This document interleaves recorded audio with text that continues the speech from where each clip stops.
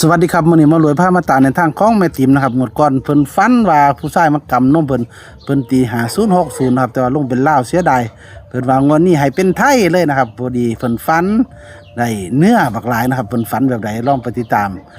กันเลยครับ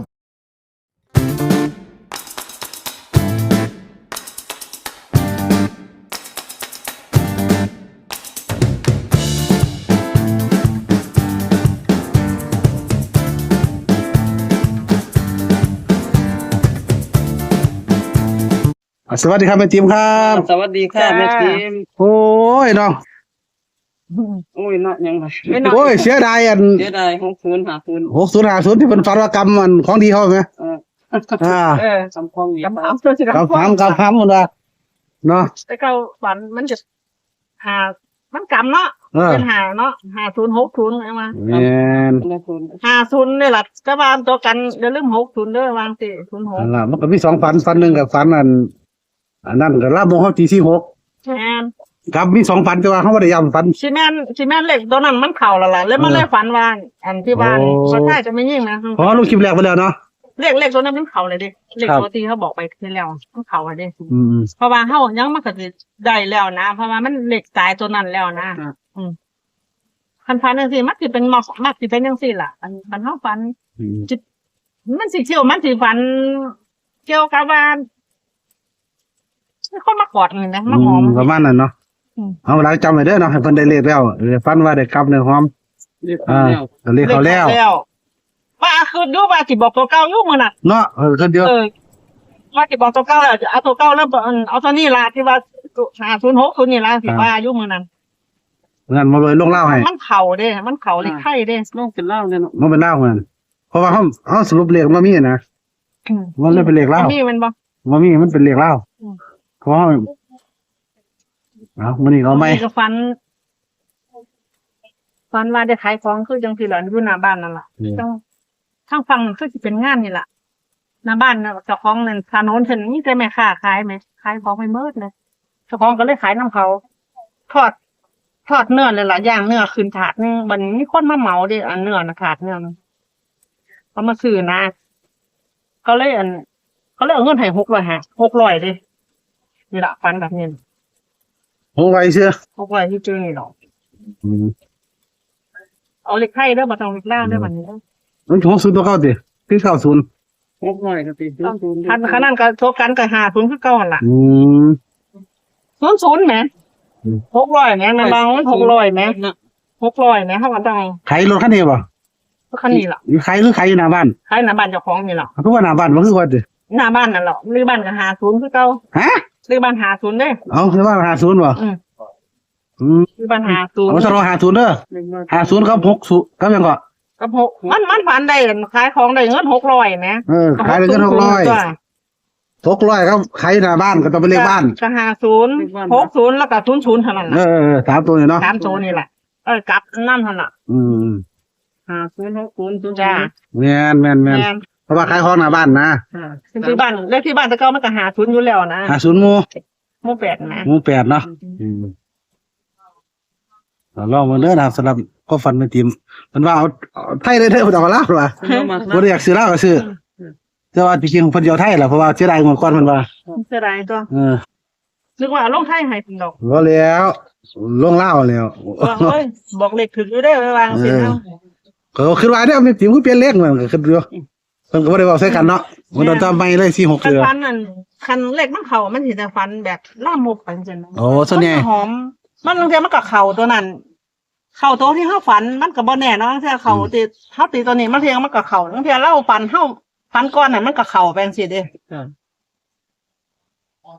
นี่ล่ะลงมานี่ให้ตัวนี้ล่ะ ตัวนี้เนาะ เอาเพิ่นฝันได้ขายของอยู่หน้าบ้านเด้อนะครับเป็นทอดซีนทอดเนี่ยแห้งบ่ แม่น เนี่ยแห้งได้จักถาดเลยนะเพิ่นว่าสิขาย นี่ล่ะ ขายในราคา600 บาท ซื้อเอาเงิน600เอาแบ่ง500กับแบ่ง100นะเอา เด้ เดเงินให้ โอ้แบ่ง500นำนั่นเขาว่าดีแล้ว ไปก็มี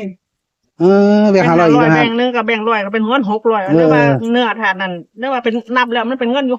600 บ้านเลขที่ก็50 แม่น 50หรือ05ครับ 50 50เนาะ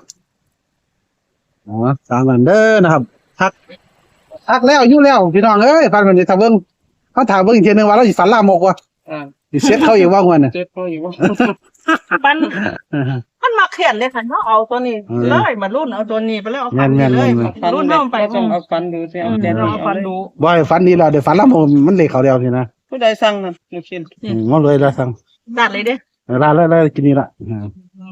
กินน้ำกันพร้อมแม่ค้าก็กินน้ำกันต้องเมียเอาไปต่อพญานี่เราได้เลขก็ได้ เรียกได้ตัวใด อ๋อพญานี่เราหมันนั่นแหละ หมู่บ้านถึงเลขเต้นเลขตัวใดนะ มาถือเล็กเล่า มาถึงจะคน ขึ้น เลิ เลิ ก ก เก่าไหม เลิกอยากซื้อหาไหม เขาหกเก่ามันออกเล็ก เอานะครับในทีมก็สรุปแล้วเพิ่นว่าขายเนี่ยในราคา600 บาทครับขายอยู่หน้าบ้านชื่อวันที่50วันที่50หมู่8 แค่แปด ครับ แต่ว่าเขาเอาเงินให้คือแบ่ง500กับแบ่ง100 เป็น600ก็ดี 600นะครับตีกันอยู่ประมาณนี้เด้อนะสำหรับแนวทางแม่ติ๋มเนาะวันนี้เพิ่นให้6050แล้วก็00เด้อนะครับแม่ติ๋มว่าเป็นรัฐบาลไทยเด้อเพิ่นว่าวันนี้รัฐบาลไทยเพิ่นว่า เป็นว่ามาเล่าเนี่ย บ่ต้องเอาเหล้า บ่ได้อยากซื้อก็ซื้อเพิ่นว่า งวดก่อนนี่เพิ่นเว้าลงเล่าก็สิเข้าฮักอยู่งวดก่อนน่ะฝันคักฝันแนวฝันได้กำเขาคักเพิ่นว่า เอาคำนม เอาคำนมบ่ ขึ้นมากำนม เดี๋ยวว่ากำอันนั้น บ่ใช่มากำนมแม่ โอ้ใช่คำนมเฮา แม่นก็เลยตีกันอยู่นี่เด้ โอ้ เรียกว่า5060ตัวกันเด้อเรียกว่า5060วางนี่ล่ะมันฝันจังซี่มันชอบนี่นะ แต่ว่างวดนี้เนี่ยเพิ่นฝันแล้วว่าขายเนื้อทอดอยู่หน้าบ้าน จ้า เพิ่นว่าตี60 คน 50 มาซื้อแม่ อ๋อมาซื้อของในราคา600เนาะ จ้าเขาได้เอาเงินให้เลยอันแบงค์500กับแบงค์100ล่ะได้เป็น600จำได้ความฝันจำได้ซ้ำนี่ล่ะ ครับจำสำนีเนาะคนมาซื้อเนี่ยแห่งเราในราคา600 บาทนะครับ 3คู่นะเด็ก ขายอยู่บ้านกับบ้านเลขที่50เนาะ จ้า หนีฝนก่อนพี่น้องหนีฝนก่อนหนีฝนเที่ยมก่อนหนีฝนเที่ยมก่อน ตอนนั้นโพสต์สินะมันไง เอาเพิ่นจะ นี่เขาลดยำได้ป่ะเนี่ยเขาคนเรา ให้มันแน่นนะ เขาจะลดยำมันแน่นได้ป่ะเนี่ยอ่า เห็นมันเนี่ยแต่นานก็ โอ้พอดีแล้วอยู่ถนนใหม่แล้ว ไม่ ไปทีนี้ก็ไปซื้อ ญาติบ่สุดเดี๋ยวเบิ่ง เอ้ยเย็น เจ้าบดใส่หดใส่ บ่ฮอดนี่ฮอดนี่ไม่ใช่ต่อยไม่ใช่อยู่ทางนั้นไอ้เดี๋ยวย่อยอ่ะอันนี้เนี่ยย่อยนึงน่ะอ๋อ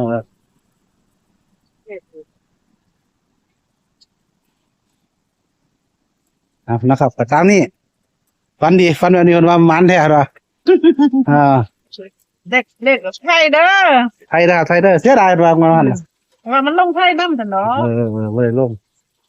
ถามแล้วอันแล้วก็งวดรุ่นจังไปถามเนาะก็ได้ฝันใหม่เนาะมื้อนั้นเนาะ ครับผม บอกของพี่ล่ะบอกอ่ะจังว่าลงหวยไทยกันเนาะแต่ว่าโอ้ FC คือสิถึกคนหลายเนาะเลยวางสิบอกเพิ่นไปแล้วนะว่าที่แล้วนะ ตามเงินเนี่ย อืม เสียดายเอาไหมพี่น้องนะครับขอโทษหลายๆลงเล่า อ่า นี่เราผู้ได้ฟันหน่อยๆโดนเทียนะเขาต้องลงเป็นไทยก่อน อ่า ให้มากที่นี่ก็คือไทยเล่าสินะเพราะว่าได้ฟันดูคือจะไม่เขียวสิเนาะ ใกล้มือกันถ้าจะคือได้สิเป็นตัวนี้ละเลขนะครับ ผมก็สรุปตามนี้เด้อนะครับแม่กิมเด้อนะครับฝันว่าได้ทอดเนี่ยขายหน้าบ้าน คนมาซื้อในราคา600 บาทนะแบ่ง500กับแบ่ง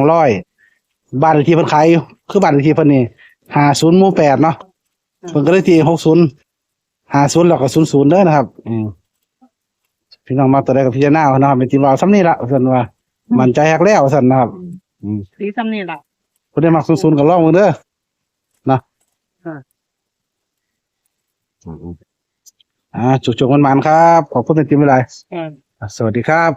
จ้า